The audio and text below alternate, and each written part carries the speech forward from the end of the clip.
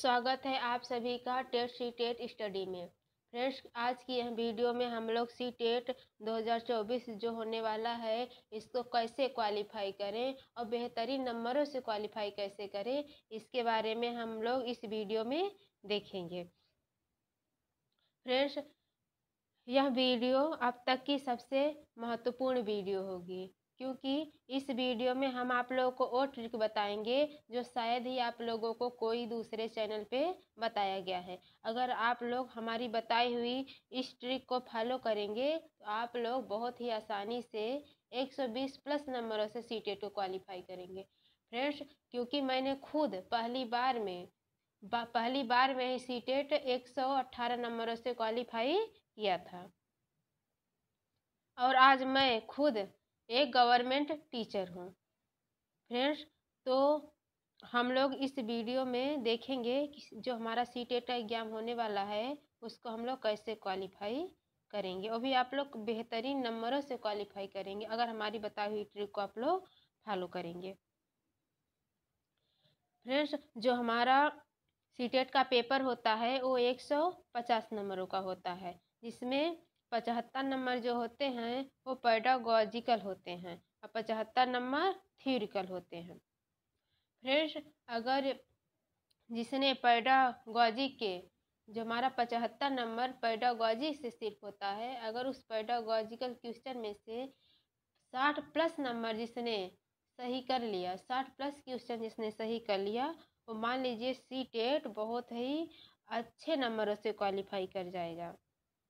Friends, CTET qualify करना बहुत ही आसान है, बस उसके नेचर को, उसके प्रकृति को समझना ज़रूरी होता है। जिसने सीटेट की प्रकृति को समझ लिया वो बहुत ही आसानी से सीटेट को क्वालिफाई कर जाएगा। तो सीटेट पास करने की सबसे महत्वपूर्ण ट्रिक यह है कि अब 2011 से लेकर के अब तक जितने भी प्रीवियस ईयर के क्वेश्चन हुए हैं, जितने भी पुराने पेपर हुए हैं, सारे के सारे प्रीवियस ईयर क्वेश्चन पेपर को आप लोग सॉल्व करिए और कोई प्रैक्टिस सेट लगाने की ज़रूरत नहीं है। सिर्फ और सिर्फ प्रीवियस ईयर क्वेश्चन को पेपर को आप लोग सॉल्व करिए और उसके साथ साथ कुछ आप लोग ट्रिक पे भी ध्यान दीजिए। जैसे कि जो सीटेट में हम लोग छोटे बच्चों को पढ़ाने जाएंगे, हाँ, प्राइमरी लेवल के बच्चों को पढ़ाने जाएंगे। जो प्राइमरी लेवल के बच्चे होते हैं वो चाहते हैं कि उनकी भावनाओं को कोई समझे, कोई समझने वाला और टीचर हो उनकी भावनाओं को समझे। जो टीचर उनकी भावनाओं को समझते हैं वो बच्चे उनसे ज़्यादा लगाव रखते हैं और अपने मन की हर बात शेयर करते हैं। तो पहली बात ध्यान देना है कि बच्चों को सम्मान देना है, उनको मारना पीटना नहीं है। दूसरी ट्रिक है टैग वर्ड। फ्रेंड्स, सीटेट में कुछ टैग वर्ड होते हैं, कुछ पॉजिटिव टैग वर्ड होते हैं, कुछ निगेटिव टैग वर्ड होते हैं।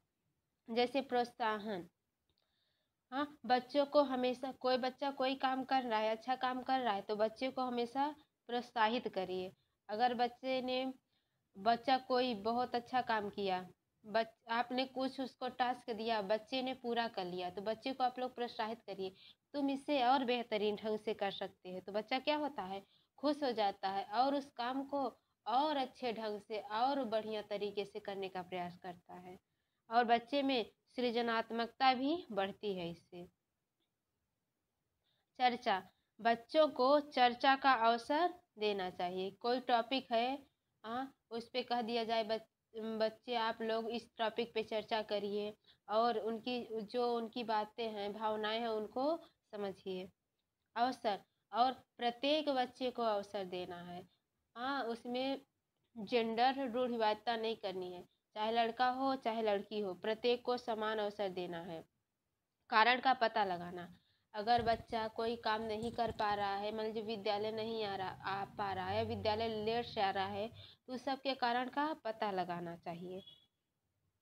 गतिविधि और अर्थपूर्ण, गतिविधि आधारित अधिगम के माध्यम से उनको सिखाना चाहिए और कोई काम हो उसका अर्थपूर्ण, उसका अर्थ निकल रहा हो, तो ऐसे अगर टैग वर्ड मिल जाएं तो क्या है, ये पॉजिटिव टैग वर्ड हैं, ये सब पॉजिटिव टैग वर्ड। अगर ऐसे टैग वर्ड मिल जाए तो तुरंत क्या कर देना चाहिए, टिक कर देना चाहिए ऑप्शन। कुछ निगेटिव टैग वर्ड होते हैं, जैसे केवल, जैसे केवल बच्चे ही ये काम कर सकते हैं, या मतलब केवल लड़के ही ये काम कर सकते हैं, या केवल लड़कियां ही ये काम कर सकती हैं। अगर ऐसे टैग वर्ड मिल जाए तो वो आंसर गलत हो जाएगा, उसको तुरंत देखते ही तुरंत काट देना है। मात्र यही, मात्र लड़के काम कर सकते हैं, मात्र लड़के ही काम कर सकते हैं, या लड़कियां ही काम कर सकती है, ये भी निगेटिव टैग वर्ड है। जहाँ ऐसा वर्ड मिले उसको भी काट देना है। हतोत्साहित, बच्चे को कभी भी हतोत्साहित नहीं करना है, बल्कि बच्चे को हमेशा प्रोत्साहित करना है। तो हतोत्साहित शब्द दिखे तो काट देना। कठोर, बच्चों के लिए कठोर भी हमको नहीं बनना है। सजा, बच्चे को सजा बिल्कुल भी नहीं देना है। अगर बच्चा स्कूल लेट से आ रहा है तो उसके कारण का पता लगाइए। बच्चे को कोई विषय समझ में नहीं आ रहा है तो उसके कारण का पता लगाइए कि आखिर बच्चे को वो विषय समझ में क्यों नहीं आ रहा है। हो सकता है हमारे पढ़ाने के तरीके में ही कमी हो, तो बच्चे को सजा बिल्कुल नहीं देना।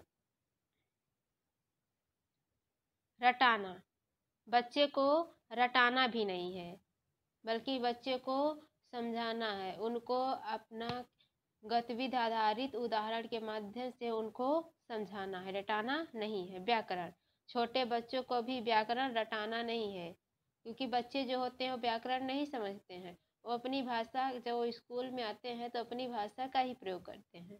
तो जहाँ पे इतने सारे टैग वर्ड दिख जाएं उसको तुरंत ही काट देना है, क्योंकि ये निगेटिव टैग वर्ड है। तो फ्रेंड्स ये रहे हमारे निगेटिव और पॉजिटिव टैग वर्ड। अब हम लोग तीसरी ट्रिक देखेंगे। अगर जो परीक्षा दे रहे हैं वहाँ पे बहुत कम टाइम बचा है और जो क्वेश्चन है वो अभी अधिक सॉल्व करने के लिए, तब हम लोग क्या करेंगे, बड़ा और पॉजिटिव जवाब वाले ऑप्शन पर जाना है। जैसे ही कोई बड़ा जवाब हो और पॉजिटिव जवाब हो, निगेटिव जवाब नहीं हो, पॉजिटिव जवाब हो, तो उस वाले ऑप्शन पर जाना है। जैसे अभी एक उदाहरण के माध्यम से हम आप लोगों को समझाते हैं। भाषा शिक्षण में बाल साहित्य का उद्देश्य है नियमों की जानकारी देना, जीवन कौशल सिखाना, साहित्य विधाओं से परिचित करना, बच्चों को उत्साहित पाठक बनाने के लिए प्रोत्साहित करना। तो क्या नियमों की जानकारी नहीं देना है बच्चों को, तो क्या हो गया, कट गया। जीवन कौशल सिखाना, ये भी कट गया, उनको जीवन कौशल नहीं सिखाना है, क्योंकि बाल साहित्य का उद्देश्य जीवन कौशल सिखाना नहीं है। साहित्य विधाओं से परिचित कराना, अभी तो बच्चा है उसको क्या साहित्य विधाओं से परिचित कराना। बच्चों को उत्साहित पाठक बनाने के लिए प्रोत्साहित करना। हाँ, ये हमारा राइट आंसर हो जाएगा। और फ्रेंड्स देखिए यहाँ पे दो पॉजिटिव टैग वर्ड्स भी दिखाई दिए, उत्साहित और प्रोत्साहित, उत्साहित और प्रोत्साहित। तो हमारा राइट आंसर हो जाएगा ऑप्शन नंबर डी। तो यहाँ पे ये बड़ा ऑप्शन भी दिख रहा है और यहाँ पे पॉजिटिव जवाब भी दे रहा है, क्योंकि यहाँ पे उत्साहित और प्रोत्साहित दो शब्द आ गए तो पॉजिटिव टैग वर्ड है, तो हमारा राइट आंसर हो गया।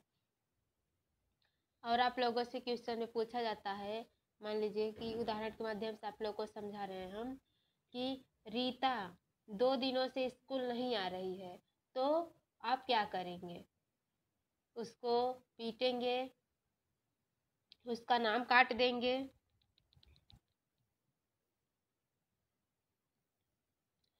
उसके माता पिता से शिकायत करेंगे,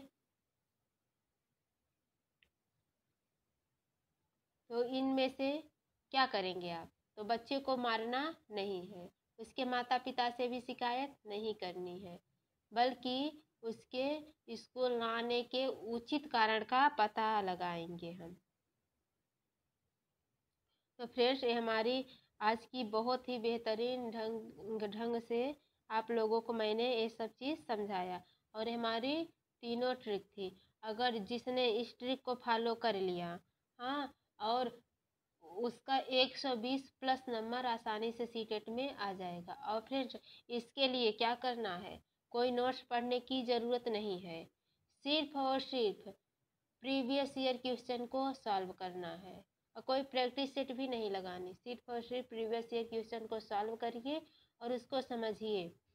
जिसने सीटेट की प्रकृति को समझ लिया, मैं फिर से कह रही हूँ, जिसने सीटेट की प्रकृति को समझ लिया वो बहुत ही आसानी से सीटेट को क्वालिफाई कर जाएगा।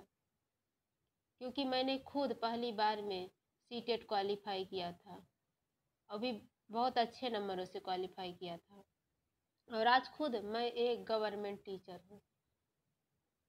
फ्रेंड्स, अगर आप लोग को हमारी वीडियो अच्छी लगी हो तो हमारी वीडियो को लाइक करें और अपने दोस्तों तक शेयर करें और हमारे चैनल को सब्सक्राइब करें ऐसी ही वीडियो पाने के लिए।